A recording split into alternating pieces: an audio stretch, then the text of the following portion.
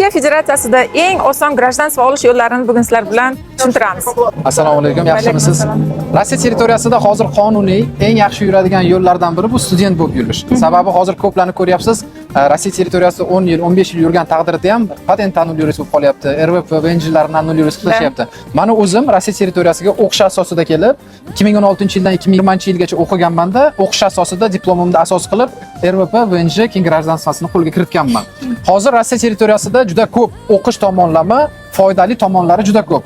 Oldin biz diplom olishni kutsak, hozirda Rossiya territoriyasida o'qishga kirganidanoq RVP olish imkoniyatlari bor. Beprosat deydi-ku.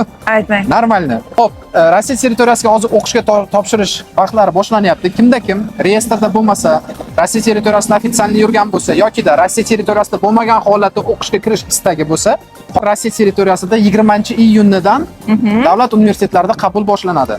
Hamma shaharda. Biz hozir Sankt-Peterburgda turibmiz. Sankt-Peterburgskiy государственный universitet промышленной технологии dizaynda. Bu yerda hozir Ko'rdik. 20-30 ta studentlarim bilan muloqot qildim.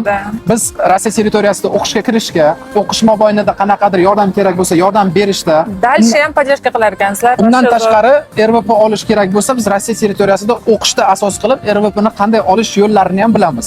Undan tashqari o'qishda diplomni qo'lga kiritgandan keyin вид на жительство, также гражданство olib, bemalol Rossiya territoriyasida yurib ishlab ketsa bo'ladi. Necha yoshdan necha yoshgacha o'qishga topshirishsa bo'ladi? Bir xillar o'ylaydi-ku, faqat 18-19 yoshida bo'lish kerak, 20 yoshda bo'lish kerak deb.